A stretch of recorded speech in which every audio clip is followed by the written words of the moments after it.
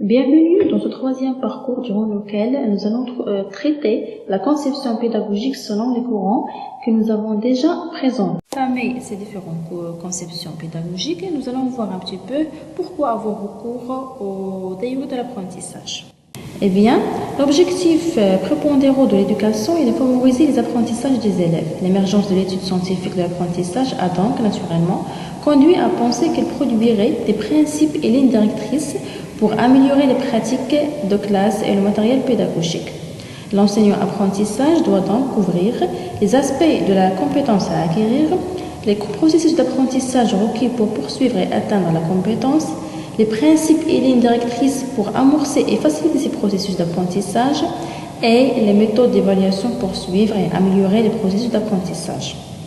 À cet égard, un didacticien se demandera quelles sont les connaissances à faire passer, comment les élèves vont-ils les intégrer, quel est le processus d'apprentissage à mettre en œuvre, et se concentre sur cette discipline et s'interroge sur les conceptions à intégrer dans le niveau de formation requis et apprécie la cohérence entre les savoirs et leur progression. En d'autres termes, un pédagogue se dira quelle organisation mettre en place, quelle transmission des savoirs dans le cadre de leur classe, quel enchaînement dans les applications. Elle cherche avant tout à répondre aux questions posées par les difficultés d'apprentissage observées sur le terrain. C'est un praticien dans la source et l'action et l'expérimentation. Dans ce sens, l'enseignant aura recours aux théories d'apprentissage pour à la fois mettre en place une conception de l'enseignement, une conception de l'apprentissage, connaître son propre rôle autant qu'enseignant, ainsi que le rôle de l'apprenant et les valeurs à véhiculer au groupe classe. Voyons voir maintenant les différentes conceptions pédagogiques ainsi que le rôle de l'enseignant, le rôle de l'apprenant, les avantages et les inconvénients et les méthodes utilisées pour chaque courant choisi. Commençons par le courant behavioriste.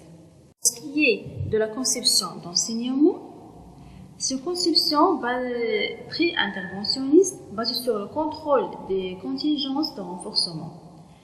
Il vise l'acquisition de compétences par l'organisation d'un environnement éducatif et il préconise l'analyse de tâches, morcelant le contenu des programmes et précisant les préalables à la réalisation des résultats de l'apprentissage. Pour la conception pédagogique, elle est basée sur ce courant. C'est une conception dite mécaniste basée sur les associations stimulus-réponse et réponse-conséquence. C'est un apprentissage lié directement aux conséquences fournies par l'environnement et il est défini en fonction du produit, c'est-à-dire bonne ou mauvaise réponse. Pour ce qui est du rôle de l'enseignant, son rôle est central, c'est l'expert, c'est le détendeur de vérité et de savoir. L'enseignant est un conférencier, c'est-à-dire il expose, il transmet et il informe. Elle est responsable de la planification de l'enseignement et de l'administration des contingences de renforcement qui y sont associées, c'est-à-dire les récompenses et les punitions. Pour l'apprenant ici est passif, c'est-à-dire il écoute et il observe. Il est considéré comme un vase vide, spectateur de sa formation, boîte noire avec des entrées et des sorties. Elle réagit aux stimuli fournis par l'environnement et par l'enseignant et sa motivation est contrôlée par des renforcements de sources externes.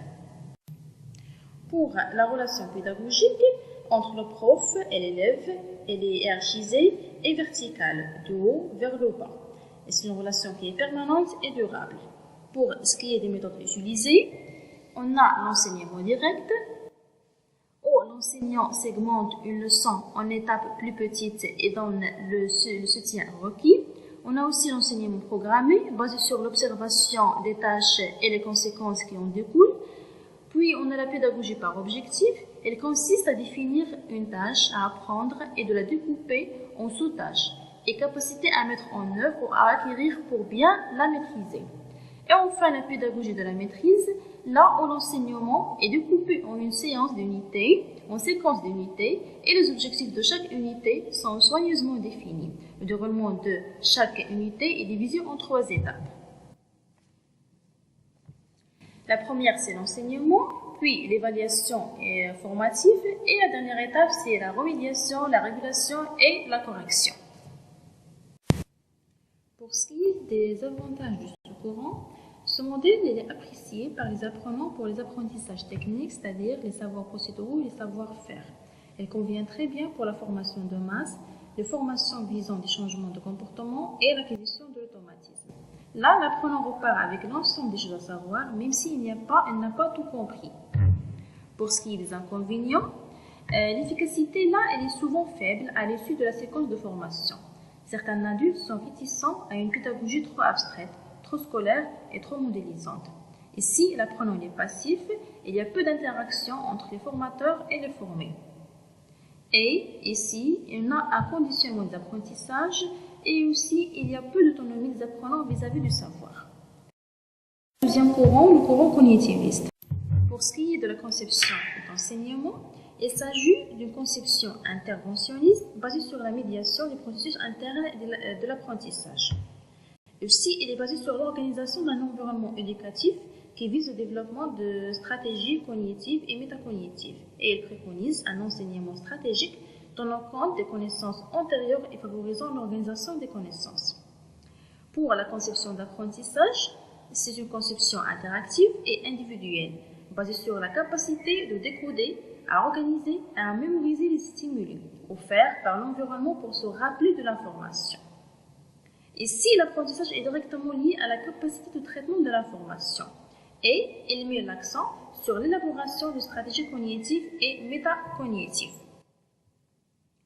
Pour ce qui est du rôle de l'enseignant, c'est un rôle qui est très important en tant que facilitateur de l'apprentissage. L'enseignant aussi est responsable de la planification des situations d'apprentissage.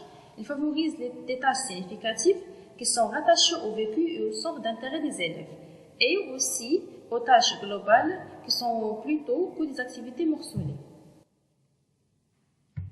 Pour ce qui est du rôle de l'apprenant, son rôle est essentiellement actif. Il développe sa banque de connaissances et enrichit sa structure cognitive. Il interagit continuellement avec les stimuli fournis par l'environnement et par les enseignants. Il est cognitivement engagé dans ses apprentissages, ainsi que sa motivation est contrôlée par la valeur qu'il attribue à la tâche, par le degré de contrôle qu'il croit exercer et par ses croyances. Pour les méthodes utilisées, on a l'enseignement stratégique, l'actualisation du potentiel intellectuel, l'enseignement explicite des stratégies d'apprentissage, la gestion mentale, la programmation neurolinguistique, l'exposé magistral et la résolution des problèmes fermés. Pour ce qui est des avantages de ce courant, ici l'élève est engagé activement dans la construction d'interprétation des situations, c'est-à-dire le savoir-faire et le savoir.